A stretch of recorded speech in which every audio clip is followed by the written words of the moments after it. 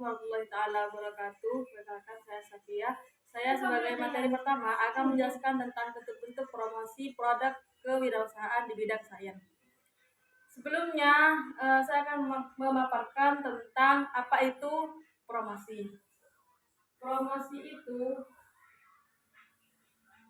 Promosi merupakan sebuah strategi atau sebuah tindakan terukur supaya masyarakat luas itu dapat mengetahui produknya, atau masyarakat luas itu dapat tertarik untuk membeli produk tersebut. Promosi itu merupakan strategi supaya masyarakat luas tahu. Nah, kalau misalkan produk-produk sains tersebut berupa kebutuhan pokok atau kebutuhan sehari-hari seperti sabun, sampo, dan lain-lain, itu cara mempromosikannya sama dengan yang lain, sama dengan mempromosikan barang-barang lain dengan menggunakan teknik marketing dan lain-lain. Tapi ketika produk sains tersebut merupakan produk yang jarang ada atau pertama kali ada, maka kita bisa menggunakan 5 strategi untuk mempromosikan produk atau teknologi tersebut. Yang pertama, konten marketing.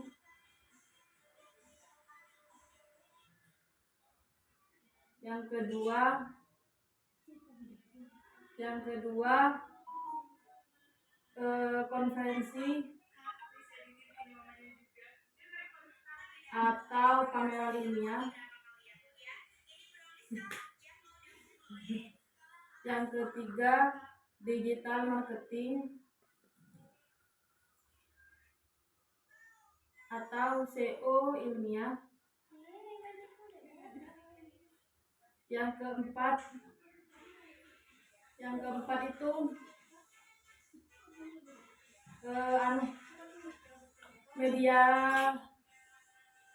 media sosial akademik.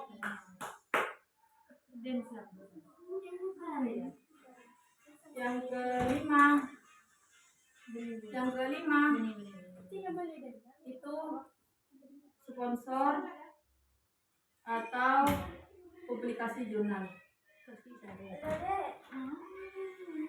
Yang pertama konten marketing. Misal nih, kita membuat sebuah teknologi energi terbarukan, misalkan bisa mengobati, bisa membuat cuci darah instan, misalkan teknologi untuk cuci darah instan supaya orang-orang yang mengalami gagal ginjal itu tidak perlu konsumsi, misalkan itu. Nah, hal itu kan merupakan sesuatu yang pertama kali ada. Misalkan hal itu pertama kali ada. Nah, kita bisa menggunakan konten marketing supaya orang dapat mengetahui bahwasannya ada teknologi tersebut. Nah, biasanya kalau kita menggunakan konten marketing, hal itu tidak hanya berupa penjualan, tapi juga berupa validasi atau pembelajaran. Karena di saat itu kita bisa menjadi pencetus atau orang yang pertama kali membuat teknologi tersebut. Kemudian yang kedua, kita bisa menggunakan konferensi atau pameran ilmiah. Konferensi itu biasanya misalkan pameran ilmiah. Nah, otomatis kan emang yang ditampilkan di situ itu orang-orang yang memang tertarik dengan keilmuan tersebut, dan yang ada di situ merupakan sesuatu yang berbau ilmiah. Jadi ketika kita membuat teknologi atau sesuatu yang baru dan kita memamerkannya di pameran ilmiah, kita akan mendapatkan feedback langsung karena orang-orang yang ada di situ juga relevan dengan apa yang kita ajukan. Kemudian yang ketiga, digital marketing atau SEO ilmiah. Digital marketing itu seperti kita menulis di website atau email atau media sosial lainnya tentang teknologi tersebut. Dan SEO ilmiah ini merupakan search engine optimization, yang mana biasanya saat kita mencari di Google itu bisa muncul. Misalkan kita mencari teknologi untuk gagal ginjal, barulah di situ muncul. Nah, hal itu digital marketing ini merupakan sebuah strategi supaya bisa muncul di SEO ilmiah. Kemudian yang keempat, media sosial akademik. Dengan menggunakan media sosial akademik, kita bisa meminta orang-orang yang biasanya di kontennya itu membahas tentang keilmuan untuk membahas produk kita, karena hal itu bisa lebih relevan.